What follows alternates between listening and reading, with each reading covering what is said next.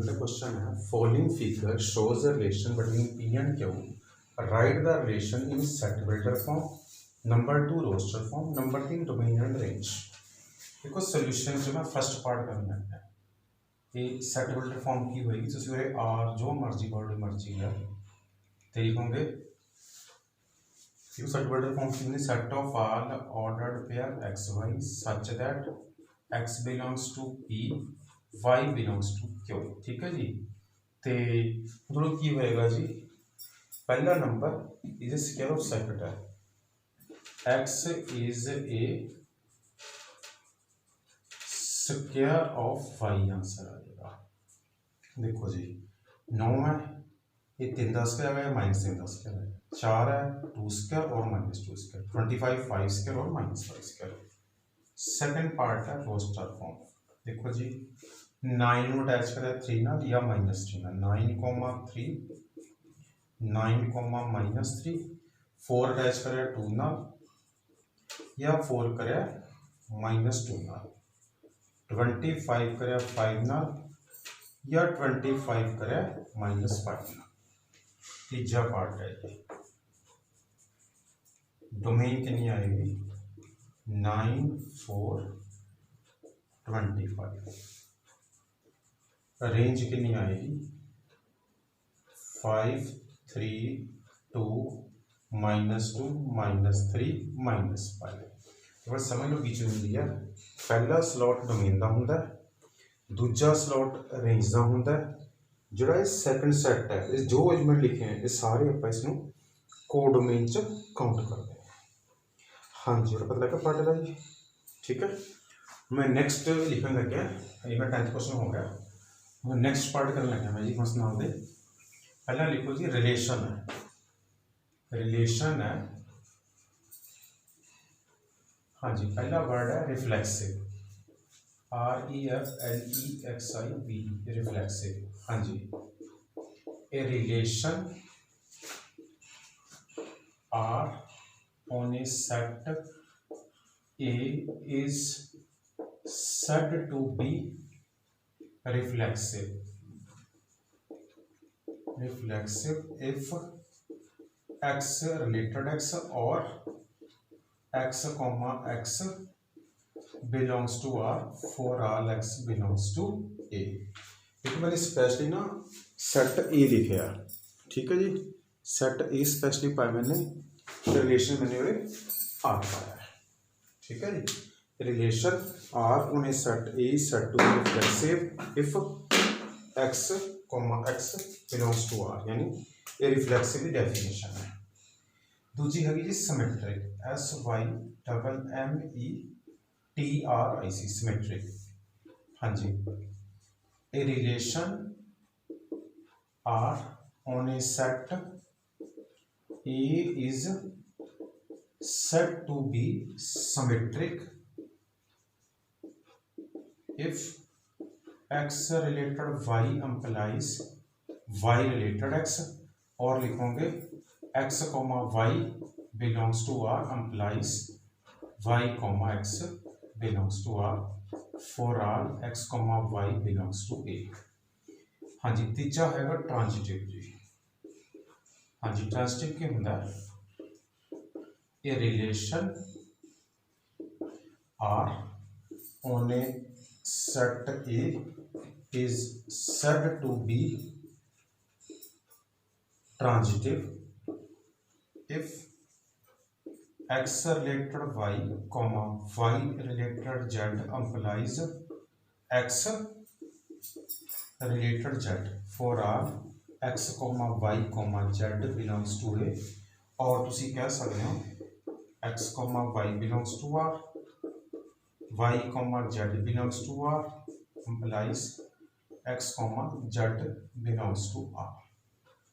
चौथा होंगे जी इक्विवेलेंस रिलेशन। हाँ जी a relation which is reflexive, symmetric, transitive is said to be an equivalence relation। देखो जी की होता है जी, एक तो होता रिफ्लेक्सिव, सेम नंबर यूज करना, एक्स एक्स करो या वाई वाई या टू टू या थ्री, कुछ भी यूज कर लो। जिमें आप सपोज करो रिलेशन लिखा है is a relation R equal to पाया उसने, तो एक्स इक्वल टू एक्स होंगे रिफ्लेक्सिव है, वाई इक्वल टू वाई होंगे रिफ्लेक्सिव है, symmetric. A relation R is said to be symmetric जो लिखा अगर उल्ट मानता हो, x relate y implies y relate x. जिमें तुम कह दो x is a friend of y then y is a friend of x, वो अपने को सिमेट्रिक हो गया। ट्रांसटिव है, मैं कहना A is a friend of B is a friend of C then A is a friend of C. यानी कहने का मतलब की है जिथे फर्स्ट खत्म हो गया सैकंड उस तो स्टार्ट करना, तो जो फर्स्ट थर्ड अपन बनते हुए सैट च तो वह ट्रांसटिव हो जाएगा। ठीक है, इक्विवेलेंस की है जो तीनों यस करेगा that will be known as an equivalence relation. ठीक है जी, तो हूँ तुम मैं जी ये क्वेश्चन करने लगा। ठीक है जी, क्वेश्चन च मैं पहला लिख रहा है 11th क्वेश्चन है, बड़ा अच्छे से पार्ट करूँगा इसे। उन्होंने कहा for a given relation, for a given relation R on set S which are equivalence, which are equivalence relation। तो ये शो करना है कि केड़े इक्विवेलेंस रिलेशन है। फर्स्ट पार्ट लिखा S is the set of all real number, set of all real number। हाँ जी, A related B, A related B if and only if A equal to B। हम तुम ये verify करना कि relation reflexive symmetric transitive है। देखो solution की करेंगे, पहला वर्ड लिख रहे हो रिफ्लेक्सिव, दूसरा करोगे सिमेट्रिक, तीसरा करोगे ट्रांसटिव। देखो उन्होंने लिखा ए लिखोगे for R a belongs to real number ना आर। हाँ जी, रिफ्लेक्सिव ए रिलेटेड है लिखांगे। तुम देखो जी इफ एंड ओनली इफ, देखो ए के बराबर होंगे जी which is true, which is true, hence R is reflexive। Symmetric लिखोगे for R a B belongs to R, a related b जो बी रिलेटेड ए आ जाए, दिस सिंपल लिखोगे R इज सिमेट्रिक। हाँ जी, जो मैं ए रिलेटेड बी लिखूंगा इसका मीनिंग की है ए इक्वल टू बी, इसका मीनिंग की होएगा बी इक्वल टू। हम तुम देखो जी जे ए इक्वल टू या बी इक्वल टू हो जाएगा ना तो सिमेट्रिक हो जाएगा। हम तुम for all A b c belongs to R लिखोगे, ए रिलेटेड बी मीन की होएगा ए इक्वल टू बी। अगला स्टार्ट बी करोगे, बी रिलेटेड सी करोगे बी इक्वल टू सी। देखो जी ए इक्वल टू सी हो जाएगा, दिस इंप्लाइज ए रिलेटेड सी होगा और डबल एरो पा लो इफ एंड ओनली फर्क है। Therefore R is transitive, hence R is an equivalence relation। देखो ठीक है जी, जो रिलेशन रिफ्लेक्सिव सिमेट्रिक ट्रांसटिव तीनों होएगा वो अपन इक्विवेलेंस रिलेशन कहांगे। देखो ना अपन रियल नंबर पे है तो मैंने उरे ए एलिमेंट रियल है, ए रिलेटेड है रिफ्लेक्सिव के सेम नंबर, तो जब मैं बी नु ए लिखूंगा तो मेरा ए ते बराबर होगा रिफ्लेक्सिव हो गया। सिमेट्रिक की है a relate b implies b relate है। देखो जी ए रिलेट बी है तो ए इक्वल टू बी हो गया, मैंने चाहिए बी रिलेट है मतलब बी इक्वल टू ए होगा, दोनों बराबर होने सिमेट्रिक हो गया। ट्रांसटिव की है a b c, a relate b, अगला स्टार्ट बी तो करेगा b relate c, a relate b a equal to b हो गया, b relate C b equal to c हो गया, तो ए इक्वल टू सी हो जाएगा, इट मींस ट्रांसटिव हो गया, hence it will form an equivalence relation. मैं नेक्स्ट सेकंड पार्ट करने लगा, उन्होंने अपन को कहा मोड इक्वल टू मोड भी सेम हो जाएगा। तीजा है जी a greater than equal to b. हम देखो जी पहले लिखूंगे स्त्री a greater than equal to ए हुंदा। देखो जिहदा पहला ग्रेटर पाया फिर नॉट आ जाएगा, हम A greater than equal to ए हुंदा है। दूजा A relate B if and only if A but sir ji I do have होगा, मैं कदे गलती पा गया हूं ना। देखो A relate equal to B greater than equal to A not true हुंदा है। देखो नॉट ट्रू है, देखो किवें जिवें मैं लिखना 3 रिलेट टू 3 ग्रेटर दैन 2 आ गया और इक्वल टू पा लो, पाने कोई चक्कर नहीं है। तो अपन की चीज़ है 2 रिलेट 3 चाहिए, 2 greater than equal to 3 not true. Not true mean A symmetric नहीं है। जे A greater than equal to B है तो B greater than equal to C है तो A greater than C always होगा। ठीक है ना, ठीक है। थोनू आई डबल एफ पाया आई डबल एफ पा लो, सिंपल पाया सिंपल पा लो। Greater than equal to B, देखो A greater than equal to A always होता है, रिफ्लेक्सिव हो गया।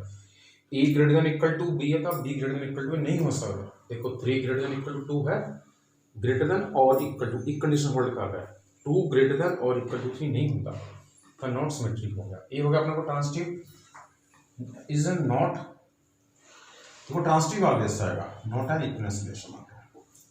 देखो ठीक है पार्ट बड़ा जी।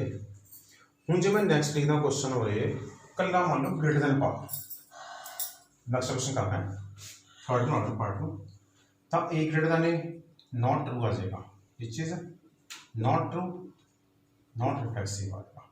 A greater than B B greater than A not true, ये भी नॉट सिमेट्रिक आ गया। ट्रांसिटिव यस हो जाएगा, देखो जी ट्रांसिटिव का यस हो गया। ठीक है ना, तो अपना रिलेशन इक्विवेलेंस आ जाएगा। तो जो उन्होंने क्वेश्चन वर्ड लिख देना S is a set of all triangle, हाँ जी S is set of all triangle, set of all triangle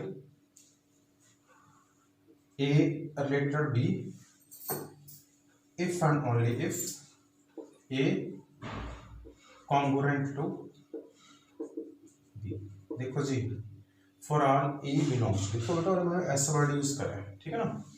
हुण उरे अपने को जी जोड़ा थर्ड पार्ट है बी का फर्स्ट पार्ट है बेटा एक पर नहीं लिखा है, हमने simply which of the following relation, ठीक है। ये बी पार्ट है 11th क्वेश्चन का। हुण देखो जी for all A belongs to S और S है ना रिलेशन सेट A रिलेटेड A mean if and only if A congruent to A। देखो जी A congruent to A होएगा,